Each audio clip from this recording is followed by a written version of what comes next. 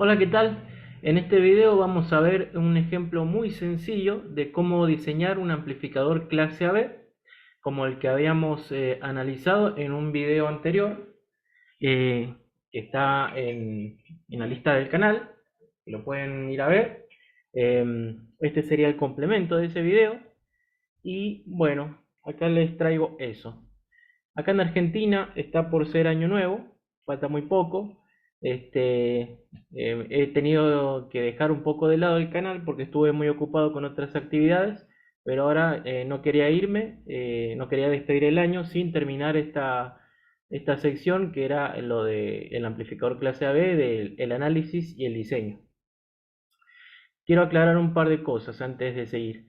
Este ejemplo es uno muy sencillo, no tiene todas las especificaciones que puede tener un amplificador de este tipo, como puede ser el porcentaje de distorsión armónica, la THD, una específica, ¿qué otra cosa más? El factor de damping, la sensibilidad, bueno, etcétera, un montón de otros parámetros que no se han tenido en cuenta para el diseño de este dispositivo, de este amplificador, y tampoco voy a andar mucho en lo que es, por ejemplo, la respuesta en frecuencia, la voy a mencionar, pero no voy a hacer muchos cálculos, voy a hacer pocos, con ecuaciones relativamente sencillas, y para aquel que le interese ver un análisis, un diseño bien completo con todas las ecuaciones que se les vaya a ocurrir, me avisa en los comentarios.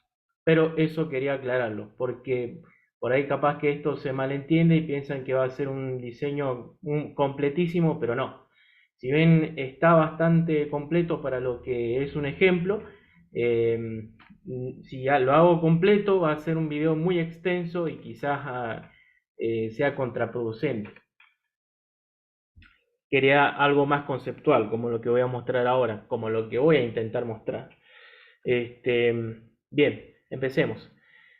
Nuestras especificaciones para este ejemplo van a ser que quiero tener un vatio sobre un altavoz de 8 ohms, una impedancia de entrada de 30 kilo ohms y que el amplificador sea lo más lineal que se pueda. Yo puse ultra lineal por poner una que sea bien lineal.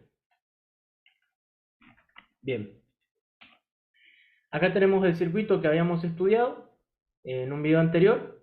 Está por supuesto sin los valores de resistencias. Hay algunos valores de capacitores ya establecidos. Te voy a hacer un comentario después cuando termine el diseño sobre por qué tienen esos valores en particular. Y los transistores también ya están elegidos, pero yo voy a justificar por qué selecciono eso. Pero las resistencias todavía no están calculadas. Bien, esta sería nuestra arquitectura, la que vamos a usar. Y nosotros vamos a calcular todos los componentes, los valores de esos componentes. Bueno, otra aclaración más que me estaba olvidando. No voy a hacer la deducción de todas las ecuaciones que voy a usar, porque si no el video también se hace muy largo. Y además creo que eso lo pueden encontrar en la bibliografía referida al tema. Eh, pero si a alguno le interesa o me dice o me avisa que las deducciones o las ecuaciones que yo uso no las encuentra por ningún lado, podemos llegar a hacer un video donde hagamos la deducción de todas estas ecuaciones que yo voy a usar. Pero doy por sabido que todas estas ecuaciones ustedes ya las conocen o bien saben de dónde salen, pero no me voy a detener a deducirlas. Yo voy a comentarlas muy por encima. Por ejemplo, esta ecuación de potencia me relaciona la potencia de corriente alterna sobre una resistencia. Potencia de corriente alterna de una onda senoidal. Porque si esto fuera otro tipo de onda, otro tipo de forma de onda, ya la ecuación no sería válida. Bien, entonces, nosotros tenemos la potencia, que es un vatio, por lo tanto, y tenemos el valor de la carga, por lo tanto podemos despejar la tensión de pico de salida máxima que me permite obtener esa potencia. Despejamos, acá recuerden que es un vatio, acá es 8 ohms, despejamos y nos da que para desarrollar un vatio sobre una carga de 8 ohms necesitamos que el amplificador entregue en su salida 4 volt de amplitud para la onda. eso se corresponde con una corriente de señal de 500 mA, desarrollados por supuesto sobre esa carga. Ahora, de la malla de salida, que es esta, malla de salida que vincula la carga con el transistor, recuerden que estos transistores andan de a uno a la vez, no andan los dos juntos, por lo tanto cuando este está encendido, este otro está apagado. Entonces, planteando esa malla, nosotros sabemos que en el transistor, esto sería esta mitad, es decir, entre este punto y este punto, tenemos BCC sobre 2. Eso es lo que idealmente en principio vamos a tener. Entonces, todo eso tiene que ser igual a la tensión de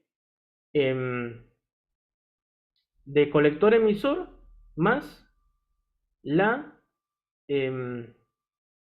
corriente de salida por las resistencias que hay ahí, es la caída, es una ecuación de malla nada más. Bien, todo eso tiene que ser igual a esa cuestión.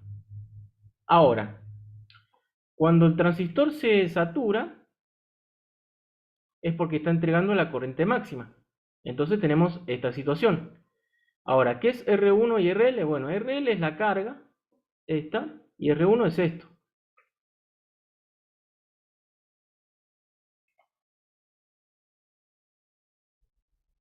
Bien, entonces, cuando el transistor se satura, que sería el transistor de salida, se da la situación de que el transistor entrega la corriente máxima de salida. Esa corriente máxima de salida sería esta que acabamos de calcular en un paso previo. Ahora, ¿cuánto vale esta tensión de saturación? Bueno, acá hay que tener cuidado porque uno estaría tentado a decir que serían los 0,3, 0,5 volt que normalmente tiene un transistor cuando se satura entre colector y emisor. Pero tenemos que tener en cuenta que acá no tenemos un solo transistor, sino que tenemos un arreglo y transistores en cascada. Por lo tanto, como acá tenemos, por ejemplo, este transistor en configuración Darlington junto con este transistor se va a saturar cuando este se sature y este se satura cuando este otro se satura, cuando este tercero se satura. Y este, por ejemplo, se va a saturar, este sí, al ser de pequeña señal además, se va a saturar a los, por ejemplo, los 0,3 volt entre colector y emisor. Y entonces nosotros, si calculamos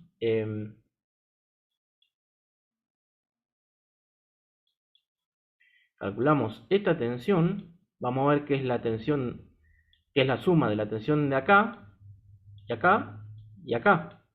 Entonces acá en saturación tenemos 0,7, acá en saturación tenemos 0,7, más o menos, esto es una estimación. Y acá tenemos 0,3, tendríamos 1,4, 0,3, 1,7. Es decir que esa tensión de saturación del transistor de salida, en realidad no va a ser 0,3, sino que va a ser más grande. Entonces sumando todo eso, y que tenemos acá, esto, la corriente, y además me faltó aclarar algo, ¿cómo se calcula R1? Bueno, les había comentado que hay un cálculo riguroso para ese valor de R1 o R2, que son resistencias para estabilizar la polarización frente a cambios por temperatura y evitar el embalamiento térmico, pero más que nada evitar el embalamiento térmico sirven para eso, pero ¿cómo se calculan? Hay un cálculo riguroso, pero la reglita práctica, que es la que mayormente se usa, me dice que esa resistencia tiene que ser tiene que valer entre un 5 y un 10% del valor de la resistencia de carga. Por lo tanto, si tenemos 8 ohms, un 5% de eso sería, por ejemplo, 0,4 ohms. En ese caso, yo elegí 0,39 ohms. Está bastante bien. Entonces, sumando y multiplicando todo eso, me da que la fuente debería ser 11,8 volts. Eso es lo que debería valer la fuente. Obviamente, eso lo aproxima a un valor estándar. Por ejemplo, hago BCC sobre BCC igual a 12 volts. ¿Por qué 12 volts? Y porque recuerden que esto era malla de salida para un transistor y eso igual a VCC sobre 2. Por lo tanto, si multiplico por 2, ahí tengo el valor de VCC. ¿Y por qué por 2? Y porque además de que este circuito simétrico, yo acá en este punto voy a lograr que aparezca la mitad de la tensión de alimentación en ese punto ahí en el medio. Bien, ya tenemos la alimentación definida, 12 volts, y sabemos cuánta corriente debe entregar como máximo, 500 miliamperes como máximo. Obviamente tenemos que sumarle esto es lo que entrega a la etapa de salida, hay que sumarle la corriente de estas etapas también, de las etapas previas. Pero que obviamente al ser de estos clase A y de pequeña señal, la corriente va a ser mucho menor que la corriente que entrega la etapa de salida. Así que prácticamente toda esa corriente que debe entregar la fuente está definida por esta etapa, la de salida. O sea que podemos ya calcular la potencia que debería entregar esa fuente de alimentación. Por ejemplo, 12 volts por 0,5 me debe entregar por lo menos 6 vatios.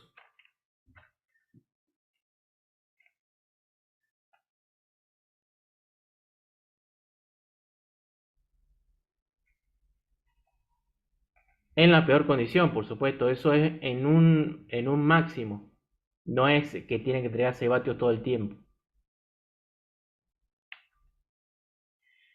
Bien, ¿qué tenemos que calcular ahora? Bueno, ya tenemos definido la fuente de alimentación, la corriente máxima que deben soportar estos transistores, este sobre todo, que es el que va a entregar la corriente de salida, este debería soportar por lo menos 500 miliamperes, como mínimo. Sabemos obviamente que vamos a elegir un transistor que soporte bastante por encima. Este transistor, por ejemplo, de la línea TIP, normalmente soporta más que eso, bastante más, así que estamos muy bien. Y el transistor que está atrás, con el que se forma el Darlington, puede ser uno de pequeña señal, dado que la corriente no es muy grande. Por ejemplo, si la beta del transistor del TIP 41 es 40 y tenemos 500 mA, el transistor a lo sumo, el Q3, debería entregar unos 12 mA más o menos.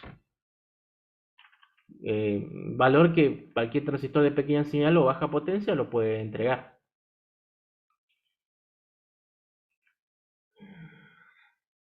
Bien, entonces tenemos que sabemos que las etapas previas funcionan en clase A y nosotros en corriente alterna tenemos esta situación. Estamos suponiendo que esta fuente de corriente es ideal, tiene impedancia de salida infinita y por lo tanto para alterna es un circuito abierto. Y lo único que veo como carga es la impedancia que me presenta este par Darlington en la entrada. Es esta situación que tengo acá. Lo dibujé para el de abajo, pero es lo mismo con el de arriba. Exactamente lo mismo. Recuerden que cuando este anda, el otro está apagado y viceversa. Entonces, tengo esta situación. En alterna, el Q8 tiene que entregar la corriente de base de Q4. Entonces, como estamos en clase A, la corriente de polarización de Q8 debe ser mayor que la corriente de señal de Q8. Y eso a su vez, entonces, debe ser mayor que la corriente de base de Q4, de señal. Por lo tanto, si hacemos ese cálculo, nos da que la corriente de colector de Q8 debería ser mayor a 62,5 mA. ¿De dónde saqué eso? Y utilicé la peor condición para estos transistores en cuanto a su beta. Supuse que la beta mínima de esta del TIP 42 es 40, que eso lo pueden encontrar en el manual. Creo que era 40, pero no viene mucho al caso eso. Acuérdense que si bien la teoría me permite diseñar el circuito, me acerca al resultado que quiero, pero no quiere decir que me va a dar exactamente como prevé la teoría, sobre todo en este tipo de diseño de circuitos. En otros tipos de diseño quizás sí es mucho más precisa la teoría con respecto a la práctica, pero en este tipo de circuitos no, porque tenemos muchas variantes. Y, por ejemplo, involucrar a la tolerancia de los transistores, que es brutal, 50, 30% de la tolerancia de los resistores, que ahí sí puede ser menor, pero todo influye. Entonces esto es un cálculo aproximado y no hay que volverse loco con precisiones. Bueno, volviendo al tema. Supuse que la beta mínima de este transistor es 40, la beta de este otro transistor es 200. Entonces, si nosotros sabemos que el par Darlington, la beta de este par es más o menos la multiplicación de los betas de cada uno de los transistores. Entonces tenemos 200 por 40 me da una beta de 8000, más o menos. Esto es una estimación. Entonces, 500 mA dividido 8000 me da ese valor.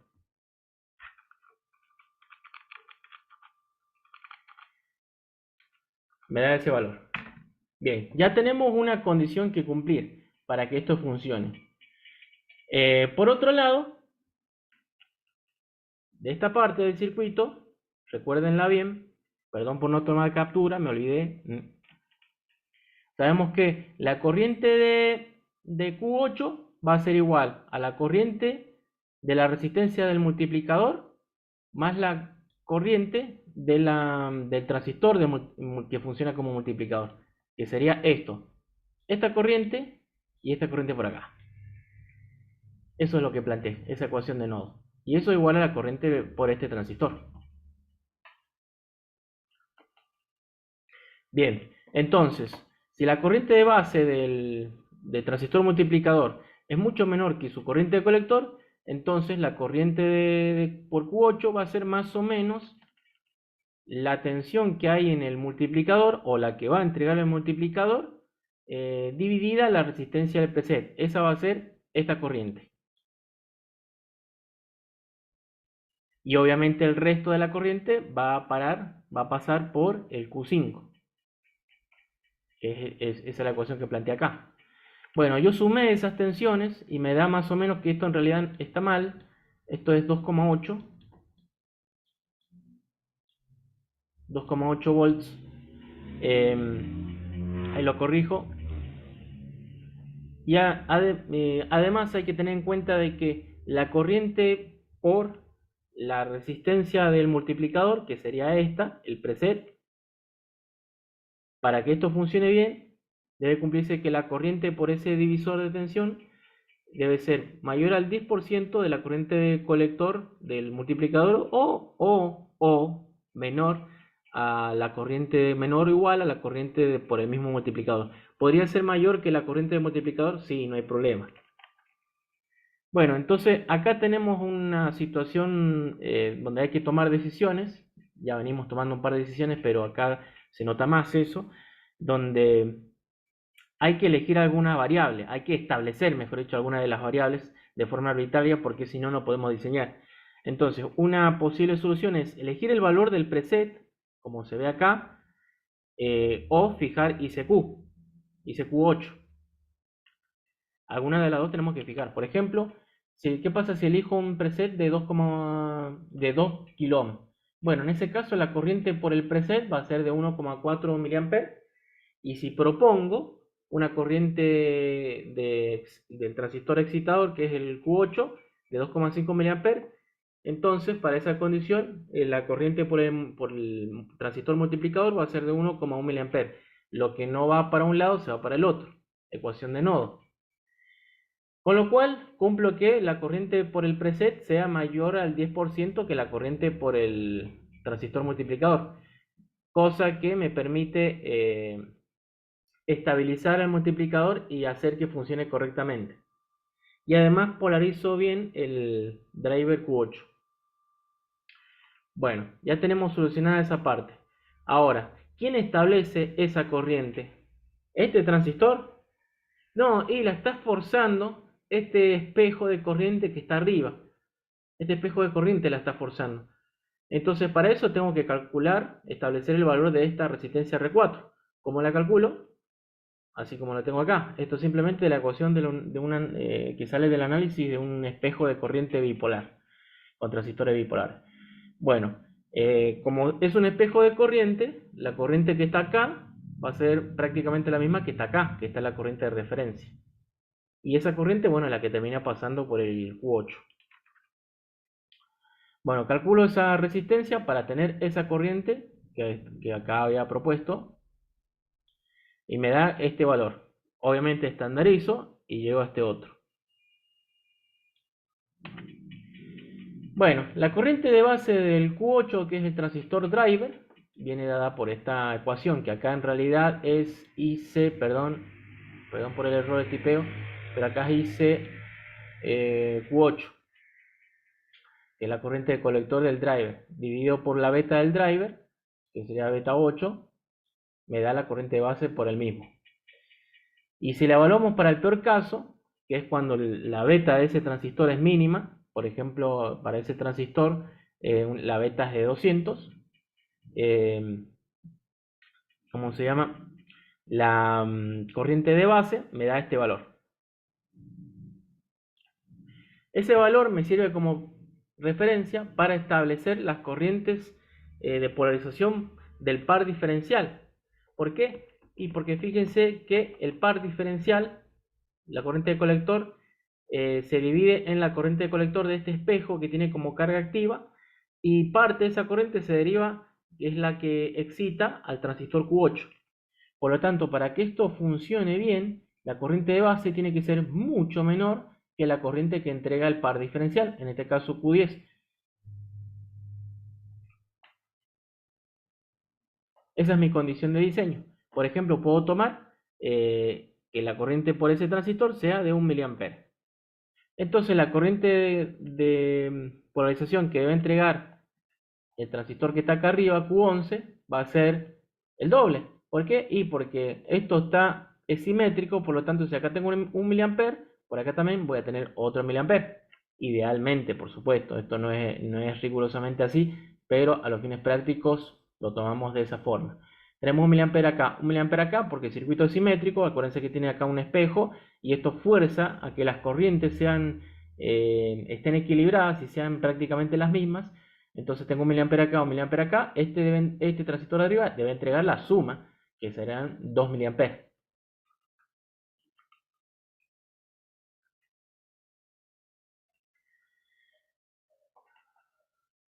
2 miliamperes, ¿cierto? Ahí está.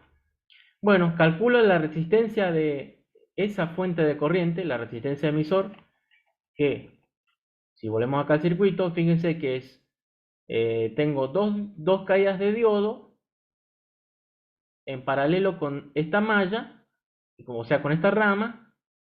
Hago la malla y me queda que esta caída de tensión se cancela con esta, y entonces la resistencia R3 está atacada solamente por la caída de un solo diodo. Entonces la corriente por esa resistencia va a ser igual a 0,7 volt dividido los 2 mA que debe entregar ese transistor, me da 350, lo aproximo, me da 330 ohms. Los diodos de ese circuito pueden ser de pequeña señal, no hay problema, porque estamos trabajando en baja potencia. Por ejemplo, podrían ser los 1N4148, que los están puestos acá. Ahora, R9 me limita la corriente que termina polarizando los diodos. Y para que este circuito sea estable, la corriente de polarización que pasa por R9 debe ser mucho mayor que la corriente de base que pasa por corriente de base de Q11. Y como acá teníamos 2 mA, y con que sea una corriente, por ejemplo, de 1 mA, 2 mA o en ese mismo orden, es suficiente. Por ejemplo, ¿qué pasa si tomamos 1,5 mA? Entonces, la, la resistencia esa se va a calcular como los 12 volt menos los 1,4 por la doble caída de diodo dividido 1,5 mA, me da este valor, lo aproximo, me da 6,8K. Y ahí ya tengo establecida la fuente de corriente. La fuente de corriente que polariza al par diferencial. Hasta ahora no hablé por qué usé esos transistores. Estos transistores BC558 y BC548. Bueno, como habrán visto, las corrientes de polarización con las que trabajamos, o las de señal, de la etapa de salida para atrás, son muy pequeñas. Están en microamper o miliamper. Entonces,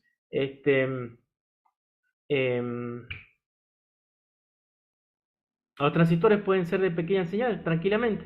son corrientes muy pequeñas, estamos trabajando también con bajas tensiones, por lo tanto no hay problema alguno y podemos usar transistores comunes como estos. Otro detalle a tener en cuenta, habrán visto que la corriente que había, la condición para la corriente de polarización de Q8 era esta, que marco acá. Y fíjense que la corriente que terminó circulando por Q8 es bastante más grande que eso. ¿Por qué tan grande? ¿Por qué bastante más grande? Y porque nosotros elegimos el preset. Y el preset es el que me determinó que la corriente más o menos esté en ese orden. Porque si nosotros hubiésemos partido por esta corriente, el preset hubiese tenido otro valor. Además, también conviene que la corriente sea muy por encima de ese valor, porque si no, el circuito multiplicador no funciona tan bien cuando la corriente es demasiado baja. Entonces me conviene que sea bastante mayor a esa condición que planteé primero.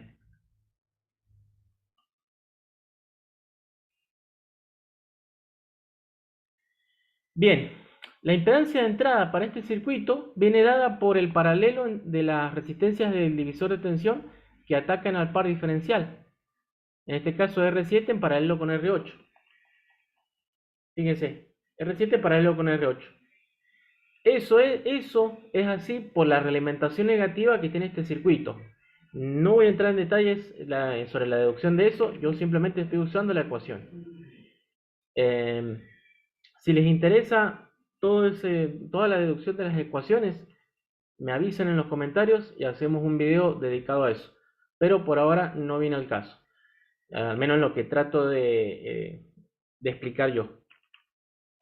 Bien, entonces, sabemos que tenemos ese divisor de tensión.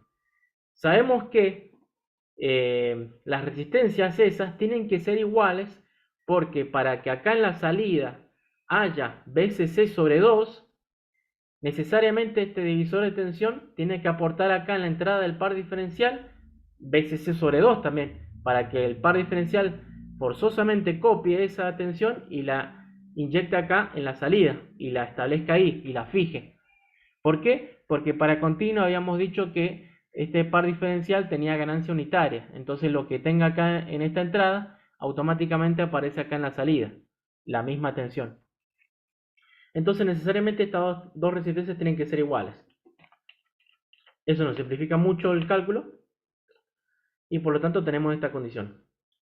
Ahora, si quiero una impedancia de entrada de 30 kΩ, entonces R7 igual a R8 tiene que ser de 60 kΩ, porque para que así el paralelo me dé justo los 30.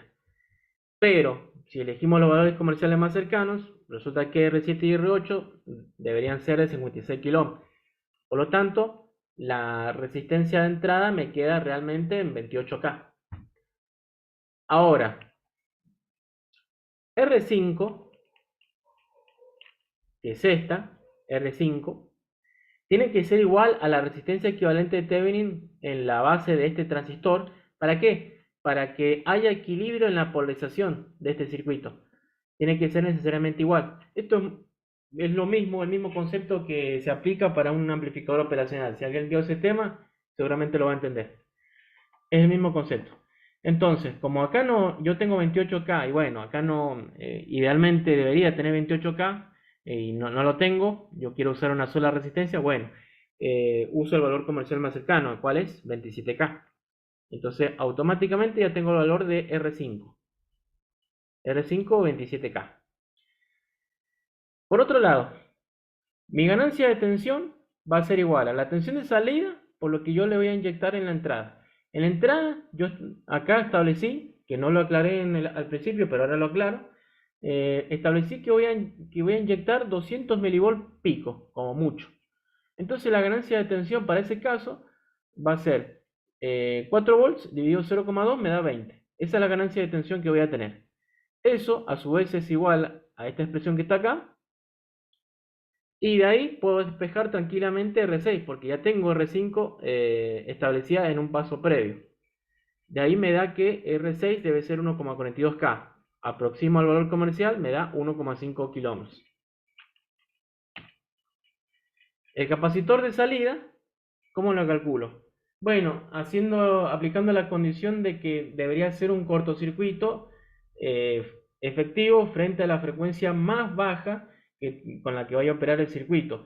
En este caso, la frecuencia más baja sería 20 Hz, pero hagamos el cálculo, a ver qué sale. Hacemos el cálculo, eso debería ser por lo menos 10 veces, la reactancia de ese capacitor a esa frecuencia de trabajo debería ser por lo menos 10 veces menor que la resistencia de carga, que es la que está asociada a ese capacitor.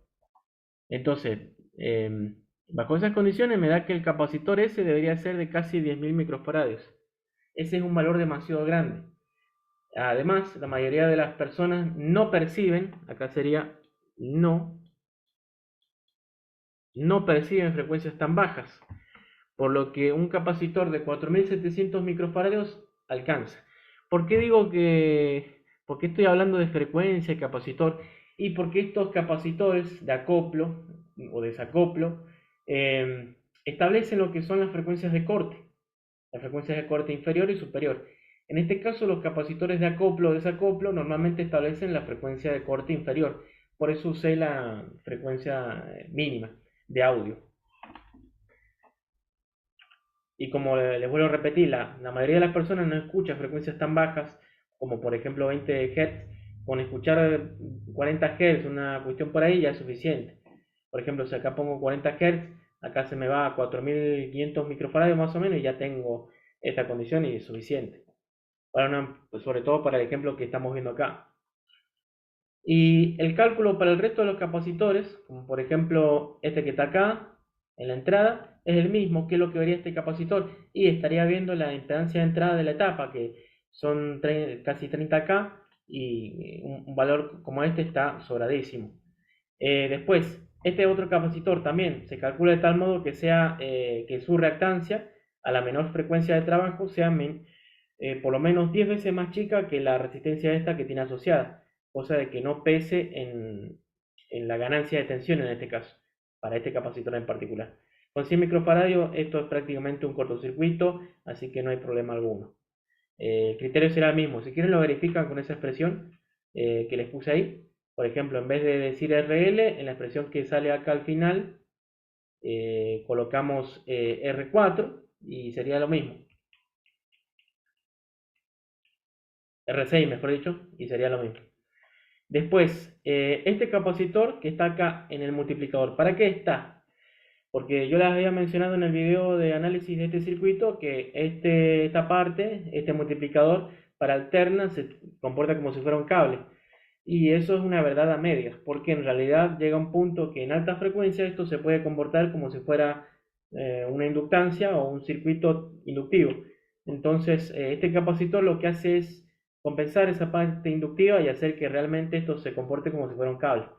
Entonces, este capacitor de 100 microfarados, que es un valor típico, normal, me garantiza de que esto sea un cable bajo casi todo el rango de frecuencia de operación del amplificador.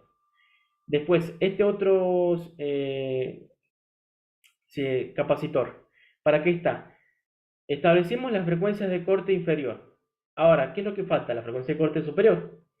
Bueno, esta es una forma de establecer esa frecuencia de corte, la superior, mediante el efecto Miller, que es lo que mayormente se hace, es lo que se usa generalmente. Bien, ¿cómo se calcula este capacitor? Bueno, yo tendría que desdoblar ese capacitor, usar el teorema del Miller y me va a aparecer un capacitor así, y tendría que calcular la resistencia que ve, la resistencia equivalente que ve ese capacitor, y bueno, aplicar la formulita esa para establecer la formulita que puse al final, para establecer la frecuencia de corte superior. Esta misma fórmula, no con la condición menor o igual, sino que directamente igual, sin el 10 por supuesto, sin el 10, acá sería directamente 1, y despejar el valor de capacitor que me establece la frecuencia de corte superior de, por ejemplo, 20 kHz o 40 kHz, dependiendo del el uso que le vaya a dar a este amplificador. Si quiero uno de hi-fi, tengo que darle un rango un poco más extendido para tener riqueza armónica, por lo tanto, con 50 kHz, 80 kHz estaría bastante bien como ancho de banda. Bien, Ese valor normalmente está en el orden del nanofaradio, de los nanofaradios. Entonces, con que ustedes pongan un capacitor de este valor, básicamente ya van a estar en ese rango de frecuencias. Y si quieren establecer un rango de frecuencias bien en particular, coloquen un capacitor de este valor y vayan viendo. Si aumenta, obviamente, si la frecuencia de corte superior, la real, cuando ustedes ensayen este circuito, les queda por debajo de lo que ustedes querían, y bueno, van a tener que poner un capacitor más chico, y así sucesivamente. Si quieren una frecuencia de corte un poco menor, van a tener que poner un capacitor más grande y así. ¿Por qué no ahondo mucho en este detalle? Y porque esto depende mucho de los transistores, del punto Q que elija para los transistores, etcétera. O sea, porque acá lo que va a estar viendo este capacitor equivalente de Miller en la entrada va a ser la impedancia de entrada de este Q8 excitador, que va a ser su HIE o el RPI, que eso depende del punto de trabajo, que no va a ser lo mismo dependiendo de la potencia con la que trabaje, de las decisiones que haya tomado para polarizar el circuito, etcétera. Y lo que tiene colgado de este lado, que es la impedancia de salida en este nodo, que sería la impedancia de salida de esta fuente en paralelo con lo que ve el colector en paralelo con la impedancia de salida del par diferencial. Eso sería la resistencia equivalente que estaría viendo. Ahora, ¿cuánto vale eso? Y no tengo certeza. Puedo hacer un cálculo aproximado mediante la teoría, pero al menos a mi humilde entender no vale mucho la pena. Porque ustedes pongan un valor en el orden del nanofaradio acá, van a estar bastante bien y después obviamente van corrigiendo eso a prueba y error, pero ya tienen un punto de partida. O sea, ya saben que más o menos el valor tiene que estar por ahí. Bien, eso para este rango de potencia, porque le vuelvo a repetir, dependiendo del punto de trabajo y toda la cuestión, este valor va a cambiar. Pero para este rango de potencia bajo, ese valor está muy bien. Bien, ¿qué más queda? La potencia disipada por los transistores. En clase AB, la potencia disipada se calcula de esta forma. ¿Por qué aparece el 1.1 acá? Y porque la fuente normalmente es una fuente de tipo no regulada. Acá podría ser regulada, pero supongamos que es no regulada. Entonces va a tener una variación como mínimo del del 10%. Entonces por eso afecto a esta BCC por 1,1 para contemplar esa variación del más o menos 10%, que es un valor razonable de variación. Después, el parlante tiene una tolerancia del 20% más o menos. Entonces quiere decir que el valor de parlante va a estar entre 8 ohms más o menos 20% de eso. Y entonces, ¿cómo hago esto? Evalúo por la peor condición. Y bueno, cuando la fuente, por ejemplo, eh, es máxima y cuando el parlante es mínimo. En ese caso me da la peor condición para la potencia disipada. Calculo y me da que es 690 milivatios. Ahora, con ese dato, yo podría hacer el cálculo térmico y calcular el disipador para estos transistores de salida. Pero, como estamos trabajando con transistores de tipo TIP, que tienen un encapsulado de TO220, esos son capaces de disipar 2 vatios sin disipador, a una temperatura ambiente de 25 grados. Por lo que no sería necesario calcular el disipador, usar uno.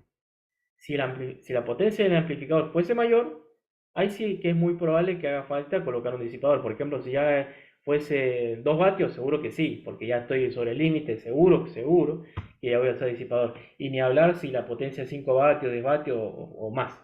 Y obviamente también voy a tener que cambiar de transistores, probablemente, y toda la cosa.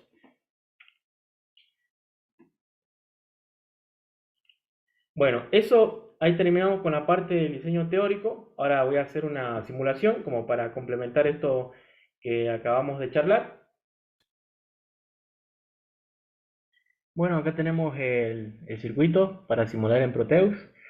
Este, démosle a correr. Vamos a verificar cómo está polarizado. Si se alcanza a ver, los transistores de salida están polarizados más o menos a 70, 80 mA. Están por ahí. Obviamente no son exactamente iguales las corrientes porque el circuito no está perfectamente apareado, ya que el TIC 42 no es igual al TIC 41, exactamente igual al TIC 41, y el BC 548 no es exactamente el par complementario de 558. Difieren, por supuesto, ligeramente en sus características. Por ejemplo, ahora si movemos el cursor del reset, obviamente cambia la polarización. Acá como la variación es muy brusca, la que está puesta por defecto, varía muchísimo la corriente. Cuando la llevamos por ahí, lo dejamos acá. Bien, entonces ahora pasemos a la parte de dinámica.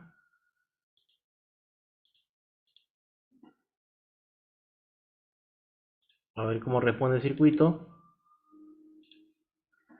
Y está perfecto. Tenemos 420 milivolt pico a pico, como verán.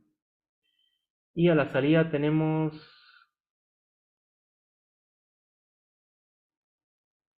casi 4 volt.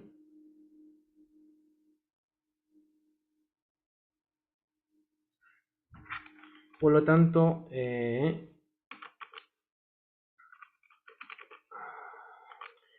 nuestra ganancia de tensión es de aproximadamente 19 veces, lo cual se condice con la relación entre estas dos resistencias. Hacemos 27 kiloohms dividido 1,5 kiloohms más 1 me da 19. Está perfecto. Bien, acá lo que falta es la red de Sobel, que no la calculé, pero les digo más o menos cuáles son los valores típicos que se usan. La red de Sobel es una red que está compuesta por una resistencia y un capacitor puestos en serie, y eso está a la salida en paralelo con la carga. ¿Para qué sirve eso? Sirve para compensar la parte inductiva del altavoz, porque esto básicamente se comporta como más o menos un circuito RL, y por lo tanto la impedancia que presenta a medida que varía la frecuencia no es la misma. Entonces lo que hace ese circuito es compensar esa parte inductiva y mantener una impedancia de carga más o menos constante dentro del rango de operación de el amplificador, rango de frecuencias. ¿Cuánto vale esos valores de resistencia y capacitor? Y normalmente la resistencia está en el orden de los ohms, y el capacitor está en el orden de los cientos de nanofaradios. Así que esos son valores típicos. Por ejemplo, podría ser que la resistencia sea 10 ohms, y el capacitor valga 100 nanofaradios. Son valores típicos. Bueno, eso es lo que faltó aclarar. Creo que no hay nada más. Eso es todo. ¿Sí? Y bueno, los espero el año que viene con nuevos videos. Y por supuesto que escucho sugerencias en la caja de comentarios. Y gracias por todo. Gracias por suscribirse. Gracias por darle me gusta a los videos. Y espero que todo esto que he traído hasta ahora les haya servido para algo. Y bueno, nos vemos.